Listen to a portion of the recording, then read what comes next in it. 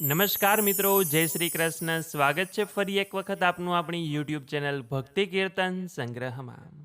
મિત્રો, કહેવાય છે કે સામાન્ય દિવસોમાં કરવામાં આવતા પુણ્ય કરતાં અધિક માસમાં કરવામાં આવેલા જપ, તપ અને કથા શ્રવણનું ફળ અનંત ગણું મળે છે.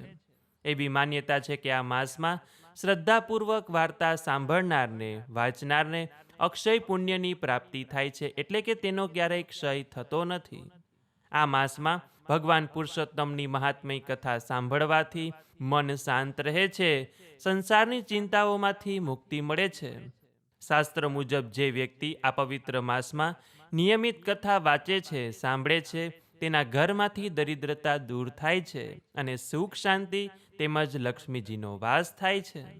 એટલે આપણે નિત્ય પુરુષોત્તમ માસ મહાત્મય કથાના અધ્યાય સાંભળીએ છીએ અને તેની વાર્તા પણ સાંભળીએ છીએ, કે જેમાંથી આજે આપણે પુરુષોત્તમ માસ મહાત્મય કથાનો 5મો અધ્યાય સાંભળીશું અને તેની એક વાર્તા પણ સાંભળીશું, કે જેનું નામ છે વગર દીકરે વહુની વાર્તા. તો અંત સુધી મારી સાથે જોડાયેલા રહેજો. પુરુષોત્તમ માસ નિમિત્તે કોમેન્ટ સેક્શનમાં એક વખત જય શ્રી કૃષ્ણ લખજો. અને જો આપને નિત્ય ઘર બેઠા અનેક તીર્થસ્થળોના દર્શન કરવા હોય તો વોટ્સએપમાં અમારો ગ્રુપ છે, કે જેમાં અમે દર્શન કરાવીએ છીએ. તો તેના માટે અહીંયા જે વોટ્સએપ નંબર લખેલો છે તેના ઉપર આપ અમને જય શ્રી કૃષ્ણ લખીને મોકલી દેજો, કે જેથી કરીને આપ પણ ઘર બેઠા દરેક તીર્થસ્થળોના દર્શનનો લાભો લઈ શકો. તો આવો સૌ લોકો સાથે મળીને સાંભળીએ આ કથા વાર્તા.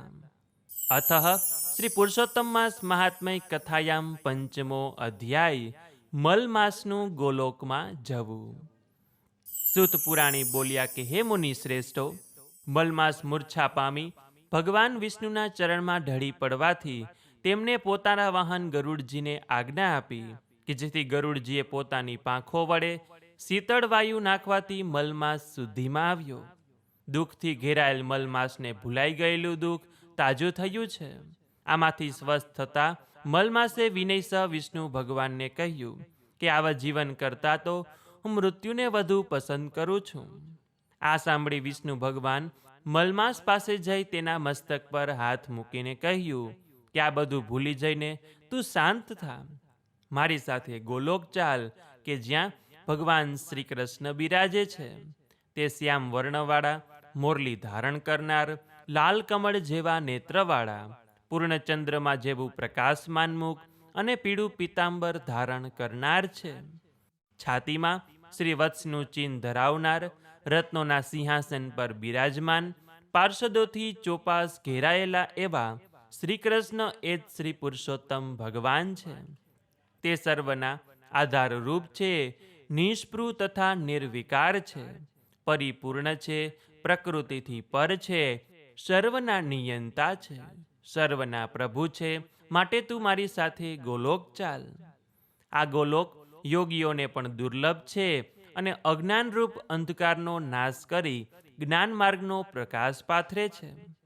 ત્રણેય લોક કરતાં સુંદર છે અને આ ગોલોક શાશ્વત સનાતન કાયમ રહેનાર છે.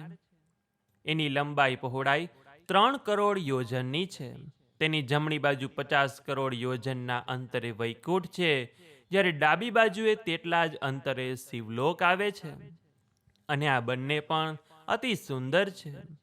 હે મલમાસ, આટલું બધું તારી આગળ વિવરણ કરવાનું કારણ એ છે કે હું તારા ઉપર પ્રસન્ન છું.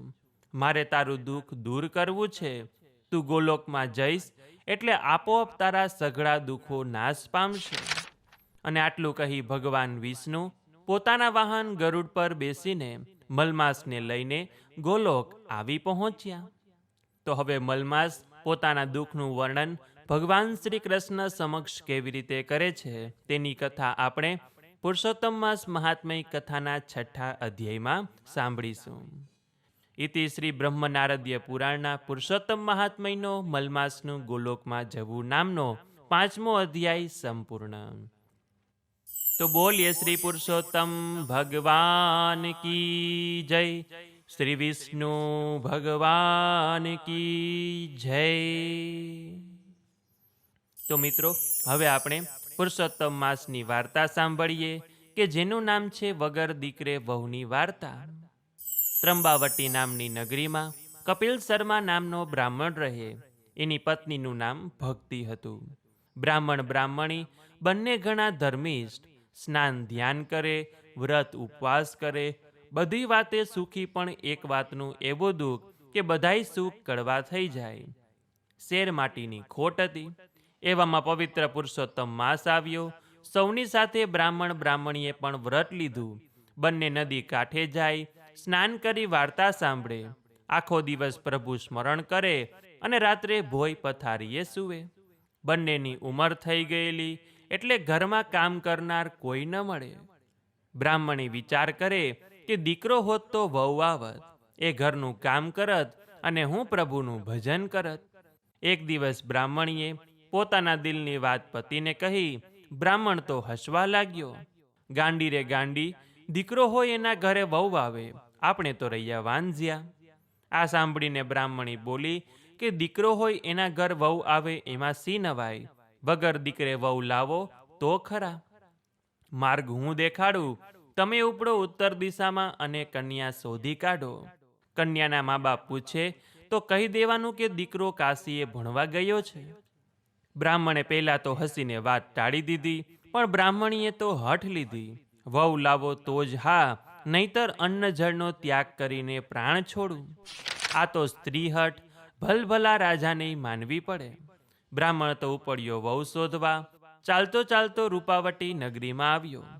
એક બ્રાહ્મણના ઘેર રાત વાસો કર્યો અને વાડું કરતા વાત નીકળી.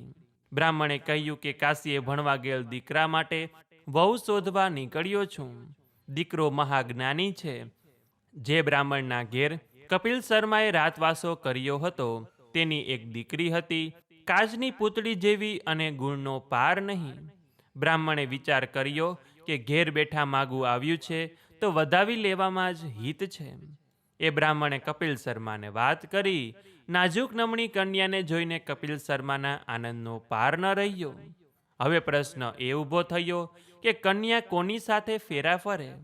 કપિલ શર્માએ આનો પણ ઉકેલ શોધી કાઢ્યો. એ બોલ્યો કે મારા દીકરાની પોથી મારી પાસે છે. કન્યા 3 ફેરા એની સાથે ફરે અને ચોથો ફેરો મારો દીકરો ભણીને આવે પછી એની સાથે ફરે. કપિલ શર્મા કુળવધૂને લઈને ઘેર આવ્યો. બ્રાહ્મણી તો અડધી અડધી થઈ ગઈ. પુત્રના લક્ષણ પારણામાં અને વહુના બારણામાં. એ કહેવત ચરિતાર્થ કરતી હોય એમ વહુએ ઘરકામ ઉપાડી લીધું અને બ્રાહ્મણી વહુને ઘર સોંપીને નિરાંતે ભજન કરવા લાગી. એક દિવસની વાત છે. પડોસણ દેવતા લેવા આવી. બ્રાહ્મણ બ્રાહ્મણી મંદિરે ગયા હતા. રૂડી રૂપાળી વહુને જોઈ પૂછવા લાગી, બાઈ રે બાઈ, કોણ છે તું? ભૂત છે કે પ્રેત? વંત્રી છે કે સાકીણી? ચુડેલ છે કે ડાકણ? ત્યારે વહુ બોલી કે હું ચુડેલ નથી કે ડાકણ નથી, હું તો આ ઘરની વહુ છું. પડોસણ તો પેટ પકડીને હસવા લાગીને પછી બોલી, કૌતુક જુઓ કૌતુક, વાંઝિયાના ઘેર આવી વહુ. પડોસણની વાતથી વહુનું કાળજું વિંધાઈ ગયું. એ તો બોર બોર જેવડા આંસુડે રડવા લાગી. બ્રાહ્મણ બ્રાહ્મણીએ આવીને જોયું તો વહુ રાતે પાણીએ રૂવે છે. બ્રાહ્મણીએ વાત પૂછી તો વહુએ પડોસણે મારેલા મેણાની વાત કરી.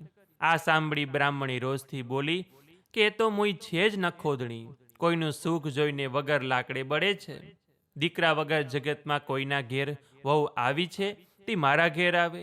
હું કાંઈ એવી ગાંડી ઘેલી છું કે મારો દીકરો તો કાશીએ ભણવા ગયો છે, કાલે પાછો આવશે, ત્યાં સુધી તું ખા પી, પહેરો ઓઢો અને લે આ સાતે ઓરડાની કુંચી.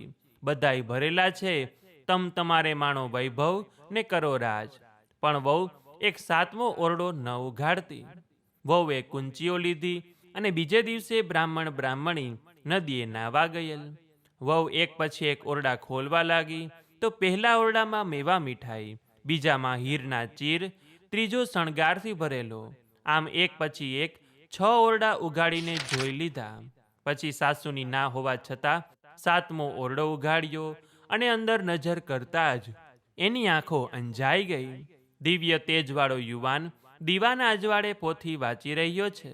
વહુ પર નજર પડતા જ એ બોલ્યો કે ઉઘાડ્યા એવા જ બંધ કરો આ દ્વાર, મારા મા બાપનું વ્રત તૂટશે, વેદનો પાઠ અધૂરો રહેશે. તમે પોથી સાથે 3 ફેરા ફર્યા છો એ હું જાણું છું. વ્રત પૂર્ણ થયા પછી ચોથો ફેરો ફરીશ. વહુની આંખમાં હર્ષના આંસુ આવી ગયા. એણે તરત દ્વાર બંધ કર્યા અને આ 7મા ઓરડાની વાત સાસુને ન કરી. વ્રત પૂર્ણ થતાં વહુએ સાસુને કહ્યું કે માજી, હવે તમારા દીકરાને બોલાવો એટલે ચોથો ફેરો ફરી લઉં. સાસુ સસરાને તો પરસેવો વળી ગયો. દીકરો લાવવો ક્યાંથી? હવે બહાનું પણ ન દેખાડાય. આબરૂની બીકે બ્રાહ્મણી વખ ઘોડવાનો વિચાર કરવા લાગ્યા. ત્યાં જ વહુ બોલી કે એમાં વિચાર શું કરવાનો? લો, હું તમારા દીકરાને બોલાવી લાવું છું. સાસુ સસરા તો આભાજ થઈ ગયા. વહુએ 7મો ઓરડો ઉઘાડીને સાથ દીધો. તરત જ એ દિવ્ય પુરુષ બહાર આવ્યો. બ્રાહ્મણીની હાલત તો સપનું જોતા હોય એવી થઈ ગઈ. સ્વયં પૂર્ણ પુરુષોત્તમ પ્રભુ ભક્તની લાજ રાખવા પધાર્યા હતા. પ્રભુએ ચોથો ફેરો પૂર્ણ કરી માતા પિતાના આશીર્વાદ માગ્યા ત્યારે બ્રાહ્મણીની આંખો વરસી પડી. ભક્તની ભીડ ભાંગતા સુધારે સૌ કાજ, ત્રિભુવનના નાથ છે રાજાના એ રાજ. ગજને છોડાવવા ગરુડે થયા સવાર, પુરુષોત્તમ પ્રભુ રાખે સદાય જાતિ લાજ. હે પૂર્ણ પુરુષોત્તમ પ્રભુ, તમે જેવા બ્રાહ્મણી અને વહુને ફળ્યા એવું જ તમારું વ્રત કરનાર, કથા સાંભળનાર, વિડીયો જોનાર તથા સાંભળનાર સૌ કોઈને ફળજો એવી જ આપના ચરણોમાં અમારી પ્રાર્થના છે. તો આ વાર્તા ઉપરથી આપણને એ શીખવા મળે કે જે ભક્તો સાચા હૃદયથી અને અતૂટ શ્રદ્ધા સાથે ભગવાનની ભક્તિ કે વ્રત કરે છે તેમની લાજ સ્વયં ભગવાન રાખે છે. અશક્ય લાગતી ઘટના પણ ભગવાનની કૃપાથી શક્ય બની જાય છે. તો બોલીએ શ્રી પુરુષોત્તમ ભગવાન કી જય, શ્રી વિષ્ણુ ભગવાન કી જય. તો મિત્રો, આજના આ વિડીયોમાં આપણે પુરુષોત્તમ માસ મહાત્મ્ય કથાનો 5મો અધ્યાય સાંભળ્યો. સાથે જ પુરુષોત્તમ માસની વાર્તા પણ સાંભળી. આશા છે કે આપ સૌ લોકોએ પણ સાંભળ્યું હશે અને આગળના અધ્યાય પણ આપ અમારી સાથે સાંભળશો. તો આ વિડીયો પસંદ આવ્યો હોય તો લાઈક કરી તમારા મિત્રોને મોકલી, અમારી ચેનલમાં નવા હોય તો સબસ્ક્રાઈબ કરવાનું ભૂલતા નહીં કે જેથી આવનાર અવનવા વિડીયો આપ સૌને મળતા રહે. તો આ સાથે હવે મને રજા આપો. મળીશું ફરીથી એક નવા વિડીયોમાં. ત્યાં સુધી આપ સૌ લોકોને અમારી ચેનલના જય શ્રી કૃષ્ણ. ધન્યવાદ. મારી સાથે જોડાઈ રહેવા બદલ, મને સાંભળવા બદલ આપ સૌ લોકોનો ખૂબ ખૂબ આભાર.